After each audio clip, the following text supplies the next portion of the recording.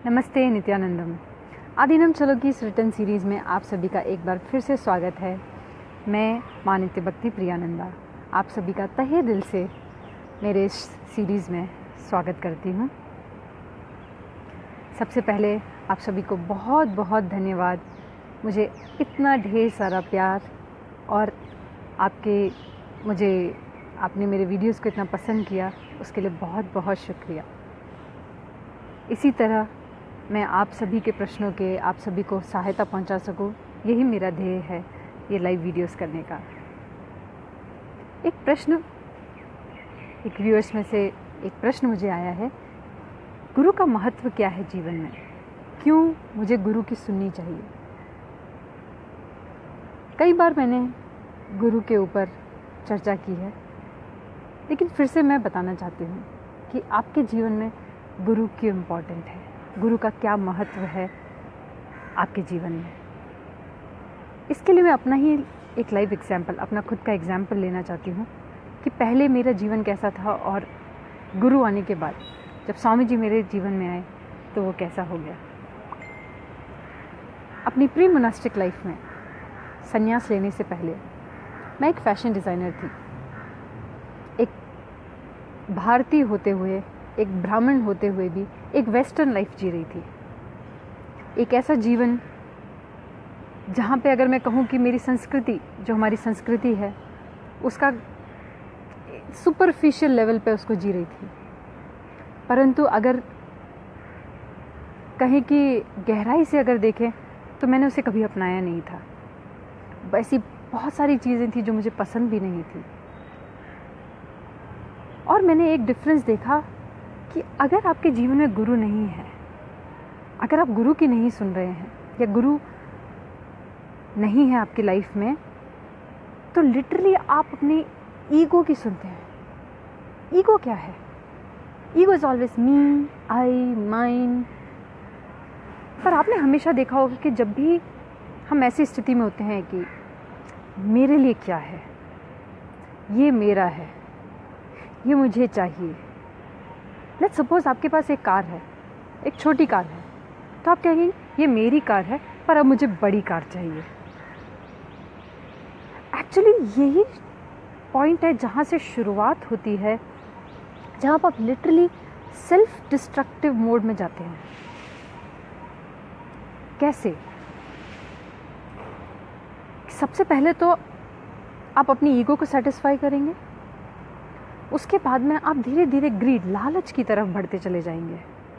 एक तो हो गया स्वार्थ, उसके बाद लालच भी आने लग जाएगा। अब इतनी बड़ी कार है, अब इतनी बड़ी होनी चाहिए। इतना छोटा घर है, अब इतना बड़ा होना चाहिए। इतनी नौकरी है, अब इतनी होनी चाहिए। मैं ये नहीं कह रही हूँ कि ग्रोथ नहीं होनी चाहिए, ग्रोथ ज़रूर होनी चाहिए। हर व्यक्ति को आगे ही बढ़ना चाहिए। तो अगर ऐसा हो रहा है, ग्रोथ हो रही है, तो इट्स गुड। पर अगर आप गहराई से देखें तो आप पाएंगे कि आपके भीतर आपको ये सब मिलता तो है, परंतु एक काइंड ऑफ इनसिक्योरिटी आपके भीतर पैदा होने लग जाती है। एक ऐसा अनुभव जो आपको हमेशा इनसिक्योर रखता है। अगर ये खराब हो गया तो, अगर ये नहीं हुआ तो, अगर ये चोरी हो गया तो सबसे पहले तो आप अर्जित करते हैं, उसके बाद इस डर में रहते हैं कि अगर ये खो गया तो क्या होगा। मुझसे कई लोगों ने प्रश्न पूछा कि तुमने संन्यास क्यों लिया, ऐसा क्या रीज़न था, तुम्हें क्या तकलीफ हो गई थी। तो ये मैं क्लैरिफाई करना चाहती हूँ सबको कि मुझे कोई तकलीफ नहीं थी। तकलीफ के कारण मैंने संन्यास नहीं लिया। मैं अपने जीवन से भाग नहीं रही थी जिसके लिए मैंने संन्यास लिया। मुझे समझ में आया कि यही असल जीवन है, यही वो जीवन है जो मुझे कंप्लीट फुलफिलमेंट देगा। और मेरे साथ साथ मैं कई करोड़ों लोगों को ये फुलफिलमेंट दे पाऊंगी। जब मुझे महसूस हुआ तब मैंने डिसाइड किया। इसके पीछे कोई भी तकलीफ नहीं थी। मेरे संन्यास लेने के पीछे मुझे इस बात से कहीं से भागना नहीं था, किसी से कोई डर नहीं था। जब मुझे समझ में आया कि मेरा जीवन क्या है और कितना परफेक्ट मैं उसे बना सकती हूँ, कि कैसे मैं अपनी हायर सेल्फ, कैसे मैं अपनी हायर कॉन्शियसनेस, अपनी उस उच्चतम क्षमता पे जी सकती हूँ, तो वो संन्यास है। इसके पहले हमेशा मुझे एक फियर, हमेशा डर की, हमेशा एक इनसिक्योरिटी रहती थी कि अगर लाइफ में अगर ये हो गया तो क्या होगा, वो हो गया तो क्या होगा। लेकिन आफ्टर संन्यास जीवन एकदम परिवर्तन हो गया है। किसी चीज़ का कोई डर नहीं रहा है अंदर, क्योंकि मुझे पता है कि प्रकृति में जो भी घटता है वो सब कुछ ऑस्पिशियस है। प्लस वो काइंड ऑफ पॉजिटिवनेस नहीं है। लेकिन जब हम बाहर होते हैं तो हमेशा पॉजिटिव होते हैं हर चीज़ के लिए, फिर चाहे वो आपके बच्चे हों, आपकी प्रॉपर्टी हो, आपकी नौकरी हो, आपके कपड़े हो, कुछ भी, हम बहुत पॉजिटिव हो जाते हैं। और वही पॉजिटिवनेस है जो हमको इनसिक्योरिटी में डालती है। पर लाइफ कितनी अच्छी होगी कि आपके पास सब कुछ हो, लेकिन फिर भी अगर आप पॉजिटिव ना हो, फिर भी अगर आप कभी ऐसे इनसिक्योर, कभी ऐसे पावरलेस स्टेट में ना हो, then imagine how the life is going to be. वही जीवन संन्यास है जिसमें आपके पास सब कुछ है, प्रकृति ने आपके लिए सारे दरवाजे खोल रखे हैं, लेकिन फिर भी आपने सब कुछ त्याग रखा है बाय योर ओन विल। फिर चाहे वो चीज़ है या नहीं है, वो मेरे अंदर की उस बीइंग को, अंतर की उस अंतरात्मा को नहीं हिला सकता। और ये सब कुछ हुआ जब मैंने अपने ईगो की बजाय, जब मैंने अपने स्वयं मी को छोड़ के अपने गुरु की सुनी। क्योंकि गुरु ऑलरेडी इस्टेब्लिश्ड है, वो ऑलरेडी एक ऐसी अवस्था में स्थापित है जहाँ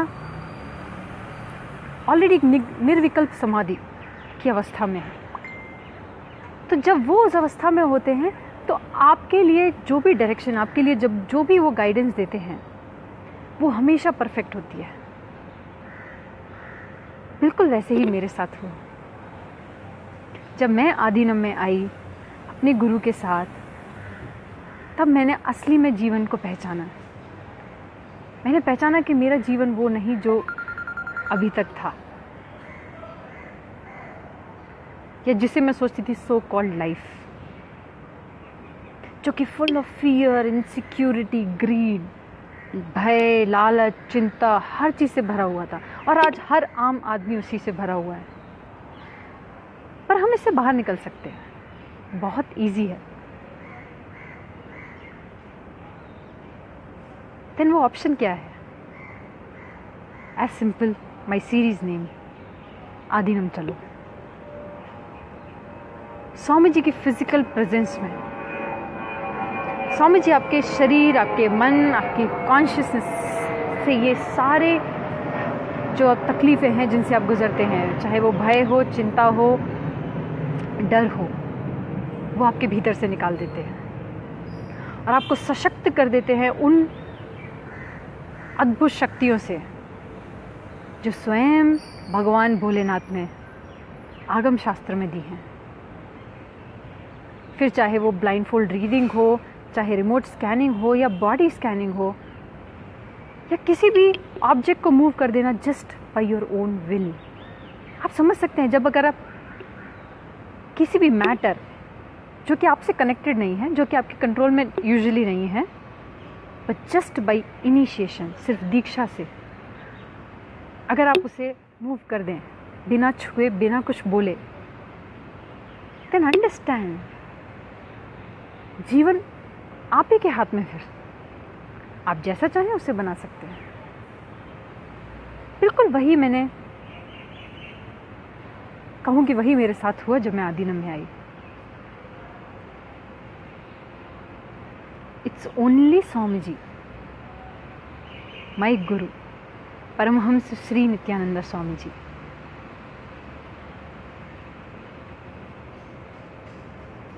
इन द होल प्लैनेट अगर आपके लिए कोई बेस्टेस्ट जगह है जहाँ पे आपको रहना चाहिए, तो वो है Bengaluru Aadheenam. Yes, and good news ये है that Swami ji has open the door. Swami ji ने सभी के लिए दरवाजे खोल रखे हैं। कोई भी दुनिया के किसी भी कोने से हमारे आधीनम में आके रह सकता है, आदिनिवासी बन सकता है। आदिनिवासी का अर्थ क्या है? Becoming a permanent resident of Aadheenam. जो हमारा आधीनम है उसका परमानेंट एक फैमिली मेंबर बन जाना, अ पार्ट ऑफ फैमिली जो कि उस घर में रहती है। स्वामी जी के ब्रीदिंग स्पेस में, उस पवित्र भूमि में जब आप रहेंगे, आप स्वयं अपने जीवन में बदलाव देख पाएंगे। फिर चाहे वो आपके बच्चे हों, बड़े हों, बूढ़े हों, आपके भाई हों, बहन हों, या कोई भी वर्ग, कोई भी आयु वर्ग हो, हर कोई उस पावरफुलनेस, जिस पावरफुलनेस से हम जीते हैं, जिस पावरफुलनेस जो स्वामी जी ने हमें दी आधीनम में आने के बाद में, वो सभी आपको मिल पाएंगे। अगर आप और जानना चाहते हैं कि आदिनिवासी बनना क्या होता है या इसके लिए क्या करना पड़ता है, कैसे आप आधीनम का भाग बन सकते हैं, कैसे हमारे परिवार का हिस्सा बन सकते हैं, हमारे साथ रह सकते हैं, खेल सकते हैं, खा पी सकते हैं और पूरी दुनिया को लाभान्वित कर सकते हैं, तो मुझे इनबॉक्स करिए, कमेंट छोड़िए। मैं आपको बताऊंगी कि कैसे आप आदिनिवासी बन सकते हैं। And that's are coming soon. 13 अक्टूबर, याद रखिएगा, 13 अक्टूबर से सदाशिवत्व एन आदिनिवासी ओरिएंटेशन प्रोग्राम सभी के लिए फ्री ऑफ कॉस्ट स्टार्ट हो रहा है। तो जब स्वयं सदाशिव ने दरवाजे खोल दिए हैं तो आप क्या सोच रहे हैं? जल्दी से pack your bags and come to Bengaluru Aadheenam. I will be happy to receive all of you in my Bengaluru Aadheenam. अधिक जानकारी के लिए मुझे कमेंट करिए या मुझे पर्सनल मैसेज करिए, मैं आपको पूरी जानकारी दूंगी। तब तक के लिए मुझे विदा दीजिए और मेरा वीडियो ज़रूर लाइक करिए एंड शेयर करिए, क्योंकि पता नहीं किसको ज़रूरत है आधीनम आने की। एक्चुअली आप सभी को ज़रूरत है आधीनम आने की। तो मैं मिलती हूँ मेरे अगले वीडियो में, मेरी अगली सीरीज़ के साथ में। तब तक के लिए मुझे विदा दीजिए। नमस्ते, नित्यानंद।